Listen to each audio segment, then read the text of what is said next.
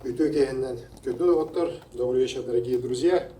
Во-первых, разрешите поздравить вас всех с избранием в новый состав нашей Общественной палаты Республики Саха-Якутия. Это, безусловно, большое доверие и не менее большая ответственность. Также хотел бы поздравить Станислава Семеновича Иванова с избранием председателя Общественной палаты. Мне сказали, что единогласно.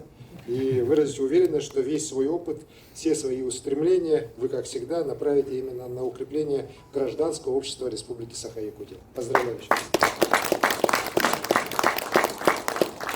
Коллеги, многих из вас я знаю лично. За прошедшие годы мы немало прошли вместе. Я также рад, что в составе Общественной палаты много молодых, активных представителей разных сфер и отраслей. Каждый из вас является экспертом в своем деле, умеет сплотить вокруг себя людей, вдохновить их идеями, быть примером гражданства и патриотизма. Хотел бы также сказать несколько слов о работе созыва предыдущего. Его деятельность 2021 года, конечно, пришлось на крайне непростой период. Это и пандемия ковида, это небывалые лесные пожары, конечно же, начало специальной военной операции. Все это время мы находили в лице Общественной палаты Республики поддержку в наших усилиях по консолидации общества. Особую благодарность я хотел бы сказать коллегам за организацию помощи участникам специальной военной операции, их родным и близким. Неравнодушие якутян, сплоченность нашего многонационального народа, поддержки своих бойцов, защитников Отечества, конечно же, отмечается везде, и на самом высоком уровне, и в деревнях, в наследах, где мы бываем. Уверен, что эта важнейшая работа будет вами, уже вашим созывом, продолжена, усилена, нацеливая все общество на победу, которая обязательно будет за нами. Самое главное, уверен, что будет продолжена и обретет новые формы работа с молодым поколением по воспитанию патриотизма, ответственного отношения, истинной любви и преданности нашей Родине. Сегодня, в самом начале работы вашего состава, на умение сообща преодолевать трудности нас, конечно, всех проверяет уже стихия. Так, как вы знаете, в связи с наводнениями на Лене, на Вилюе я объявил региональный режим чрезвычайной ситуации со вчерашнего дня по республике. Масштабы ЧС у нас серьезные. В зоне подтопления в 3 районах свыше 760 жилых домов было в общей сложности. Сейчас, конечно, уже меньше. В этих домах проживает более 2700 человек. Нанесен ущерб и домашним хозяйствам, и дорогам, объектам энергетики, сельского хозяйства, малого бизнеса. Ну и, конечно, риски у нас еще не исчезли. У нас ледоход движется и по Лене, движется по Колыме. Сейчас силы и ресурсы всех структур направлены на скорейшую ликвидацию последствий наводнения. Перед правительством мною поставлена задача в кратчайшие сроки нормализовать жизнеобеспечение пострадавших селах, провести оценку ущерба. Ну и самое, конечно, главное, довести до каждого человека меры государственной поддержки в полной мере. Вчера я работал в Намском улусе, сегодня в Алекминском улусе только что прилетел, встречался с жителями пострадавших деревень. Людям, конечно же, нужна помощь.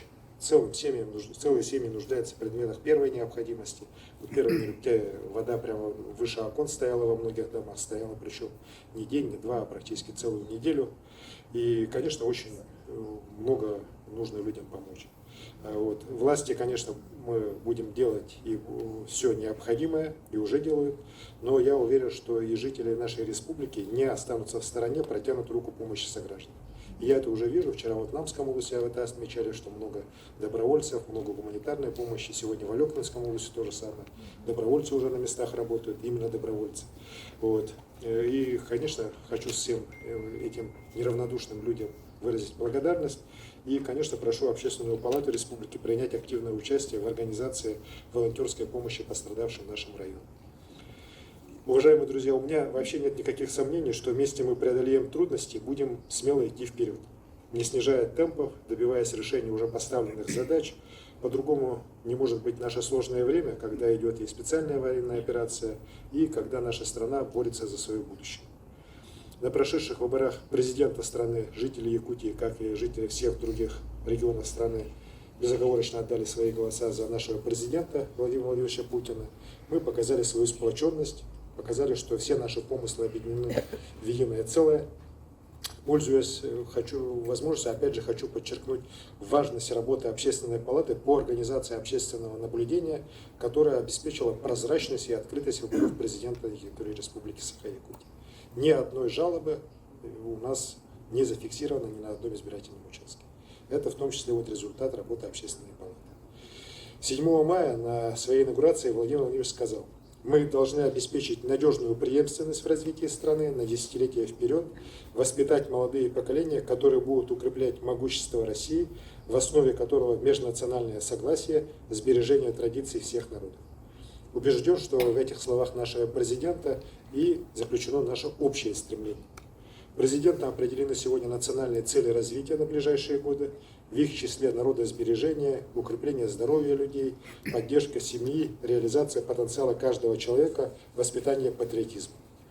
Большие задачи поставлены по созданию условий для комфортной и безопасной жизни, экологического благополучия. Россия будет стремиться к технологическому лидерству на основе устойчивого роста экономики и цифровой трансформации. Конечно же, в русле общенациональных целей, поставленных нашим президентом, мною также стратегическими указами определены и наши конкретные задачи. Это борьба с бедностью, это рост доходов якутян, это укрепление общественного здоровья, достижение нового качества образования и профессиональной подготовки.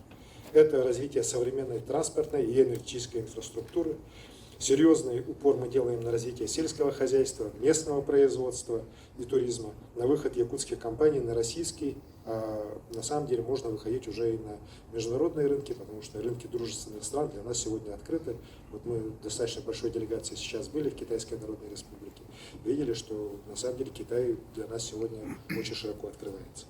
Безусловно, достижение всех этих целей невозможно без открытого диалога власти и гражданского общества, без вовлеченности и непосредственного участия жителей нашей республики.